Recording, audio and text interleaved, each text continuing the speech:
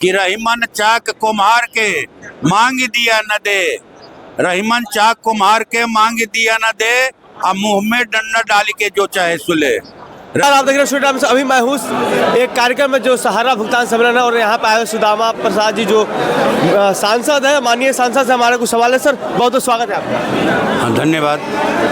Sir जो ये सहारा भुगतान सम्मेलन है तो क्या कहेंगे इस पे आज आए हुए?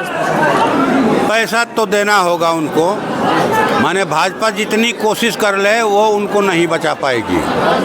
सहारा का पैसा जिनके डूब रहे हैं, ये डुबाना चाहते हैं, उनकी संख्या 13 करोड़ है और अगर उनके परिवार की संख्या जोड़ दी जाए तो 65 करोड़ हो जाएगी।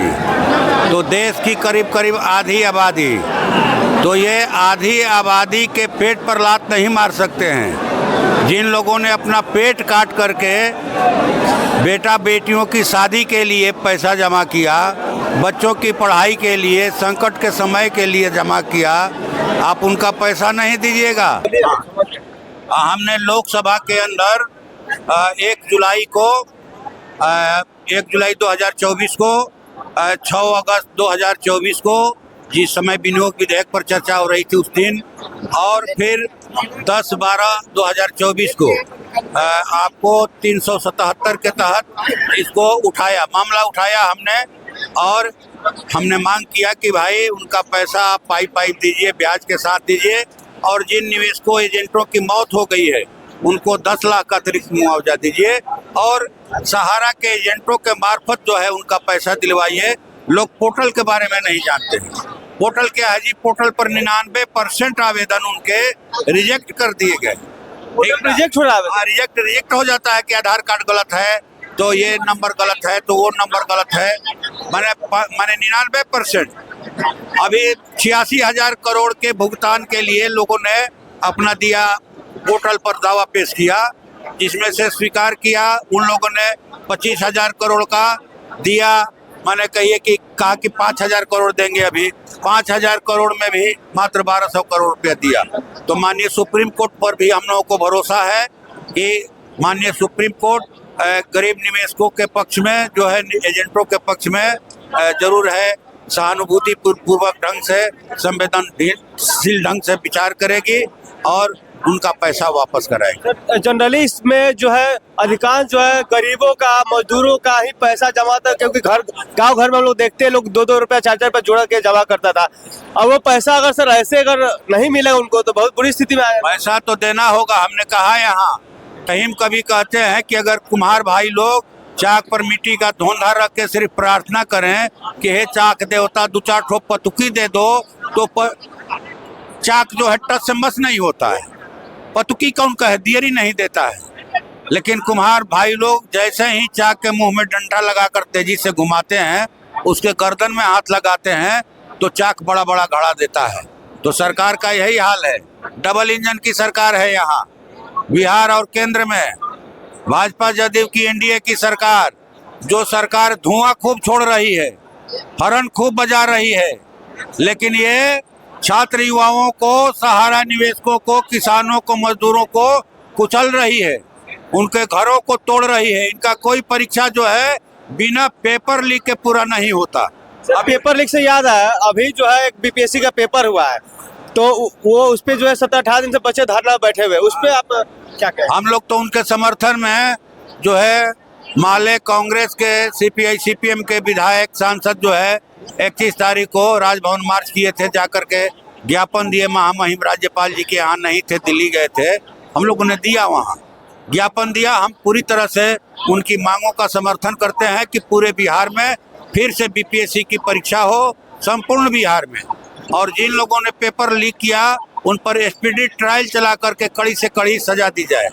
और जो छात्र आत्महत्या किया सोनू कुमार, उसके परिवार को 25 लाख का मुआवजा दिया जाए। और जिन छात्रों पर मुकदमा दर्ज किया गया है, उनको जेल में बंद किया गया है, उनको बिना शर्त रिहा किया जाए, मुकदमा वापस लिया जाए और घायल छात्रों का इलाज कराया जाए बढ़िया से। जो छात्र धरना पर बैठे हैं, अनशन पर, सरकार उनसे बात करे, उनकी मांगों को माने। बहुत बहुत धन्यवाद। धन्यवाद। सर आप कुछ कहना चाहें? जी देखिए, आज जो सहारा के मुद्दे पर जो ये कन्वेंशन हुआ, ये बहुत बड़ा मुद्दा है, पूरे देश का मुद्दा है। लेकिन सबसे ज्यादा सहारा में पैसा फंसा है तो बिहार के लोगों का ही है और उसके बाद झारखंड का है। और ये पैसा नहीं मिलने का अगर कोई कारण है तो केंद्रीय मंत्री, सहकारिता मंत्री अमित शाह सहारा को बचा रहे हैं, सहारा को संरक्षण दे रहे हैं, उनका ढाल बन के खड़े हैं और सहारा पे कोई कार्रवाई करने में डरते हैं। इस देश में सबसे अगर कमजोर गृह मंत्री अगर कोई बना तो वो अमित शाह जी है, जिसको खुला चैलेंज सहारा ने दिया कि मैं डाटा नहीं दूंगा, तुमको जो करना है कर लो। लिख के दिया कि हम डाटा सही दे रहे हैं, अगर हम गलत देंगे तो हम पे कार्रवाई करो, लेकिन उसने पूरा डाटा गलत दे दिया और अमित शाह जी एक भी सहारा के लोगों को गिरफ्तार नहीं कर पाए। आगे क्या करेंगे आप? ईंट से ईंट बजा देंगे। जिस तरह से झारखंड में हम लोगों ने भाजपा को हराने का काम किया, क्योंकि मैं झारखंड से आता हूँ, बिहार में भी जब भाजपा को हराएंगे, पूरे देश में भाजपा के खिलाफ कैंपेन करेंगे और इस बार का जो 2025 का चुनाव है बिहार में, हम लोग पूरा शक्ति लगा देंगे भाजपा को हरवाने में और पूरा लोग इंडिया गठबंधन के पक्ष में प्रचार करेंगे ताकि ये चले जाए। आज सहारा भुगतान संघर्ष मोर्चा के जरिए सहारा भुगतान सम्मेलन बुलाया गया है। आप तमाम लोग जानते हैं कि इस देश के अंदर में 14 करोड़ जमाकर्ता, 14 लाख कार्यकर्ता और 1 लाख जो है ना कार्यालय कर्मचारी, इतनी बड़ा जो ये परिवार, जो सहारा इंडिया समूह का जो परिवार था, जिसने परिवार होने का सपना दिखलाया और उसके बाद इन्होंने देश के 14 करोड़ निवेशकों के साथ इन्होंने फ्रॉड किया, इनके साथ जो वो बेईमानी किया। अभी सरकार, इस देश की जो सरकार है, उस सरकार को इस बात की सुरक्षा की गारंटी करनी चाहिए कि जब सरकार कोई संविधान पे हाथ रख के जब शपथ लेती है तो कहती है कि हम देश के जनता के जान माल की रक्षा करेंगे। और ये खुली आंखों में दिख रहा है कि सहारा ने देश के 14 करोड़ निवेशकों के 2.5 लाख करोड़ रुपए अपने पास रखे हुए हैं।